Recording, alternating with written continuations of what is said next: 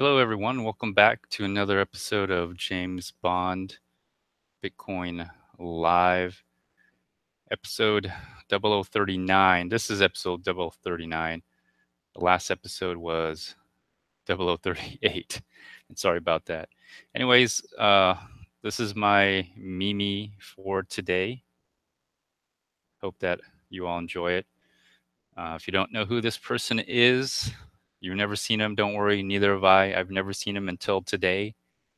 But if you want to know who this is, this was, well, first of all, this picture was taken from Breaking Bitcoin. I saw it in a video. The link to the video is in the notes section. And basically, if you're wondering who this is Chris Jeffrey, also known as JJ. And I have his links in the notes section as well, his Twitter and his GitHub link. And so if you're wondering who he is, check it out. This picture comes from an excerpt of, again, Breaking Bitcoin. I have it in the note where he talks about how to break, well, I wouldn't say how to break Bitcoin, but how to break a node, I guess, or how to jam up the nodes so it clogs the system pretty much. If you haven't seen it, go check it out. The video where he talks about that. I have it start at the beginning of his presentation.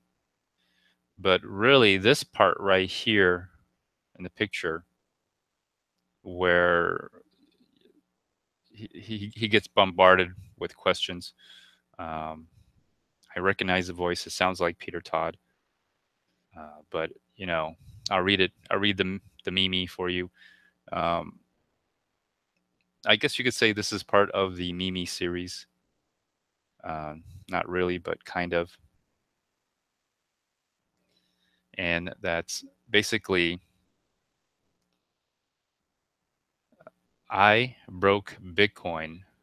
I'm sorry. So if you know what I'm talking about, then if you've seen the video, you would kind of understand where he's coming from on this.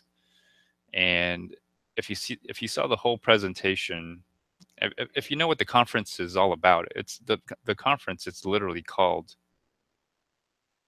Breaking Bitcoin. And so if that's confusing, I guess it is. I'm assuming that the conference is about trying to break Bitcoin to make it better again. So this is what JJ pretty much did, if I can call him JJ. Never met the person. But if someone can do this, clog up the network, and if it's not really I mean, this is just theoretical. No one's really tried it, but considering that it's been spammed with I would call spam transactions, because I've seen it go up to almost 180 at one point. It's quite a bit. And the fees have gone up a lot as well. But imagine if you can just spam the network to the point where the nodes just stop. They're clogged. And you can essentially, what I would say is freeze the network. And so he was just explaining that there's an exploit for this. Now, granted that he may have been asked not to present this during Breaking Bitcoin, or to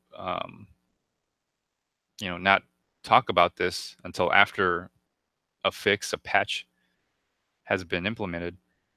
But if you watch the presentation, he does say that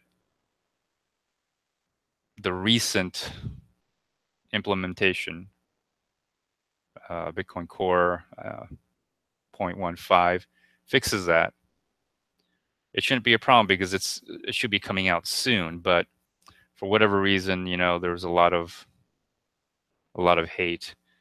Um, I don't have a problem with that, myself. I think the more vulnerabilities are discovered, the better and the sooner. And in the presentation, he talks a lot about the emphasis recently that has been put on miners, how this industry, this group, or this space needs to decentralize mining. And I agree with that as well. But now we should focus. Well, we Segwit has been implemented. It seems like hashtag yes2x is slowly dying of a slow death, although I will continue to do my experiment with hashtag yes2x. But now that we've looked at mining centralization, we should also start looking at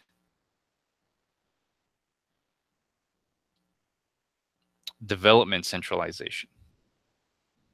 We need to really consider this. And I have to admit, after watching this presentation, I'm going to have to question the development of Bitcoin. How centralized is it?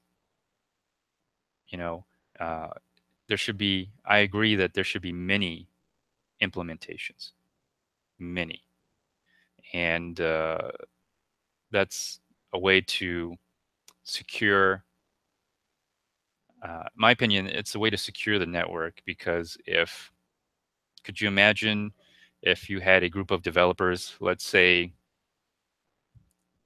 you know, core development team, and let's just say they just all decided to go somewhere together and, you know, get together and talk or whatever reason.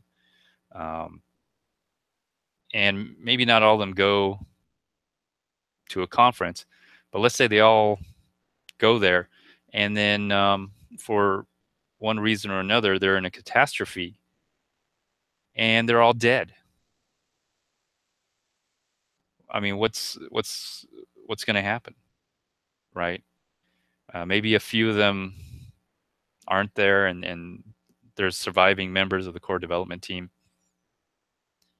Great, but that dramatically cripples that team.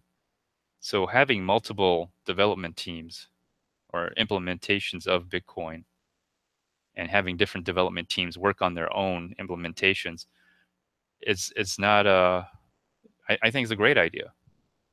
And so all things should be considered. Everything should be, scrutinized, of course, and verified and all that. But we should also consider a lot of things as well. We should consider all possibilities.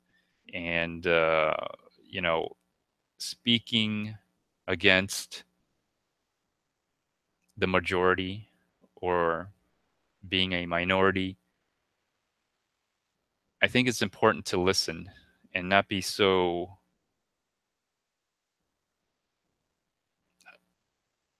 rushed to criticize. There's nothing wrong with criticizing, but let's not overly criticize. Let's let's let's really take a look and listen to each other, and you know have consideration at least. So that brings me to the word for today, and that word today is schism.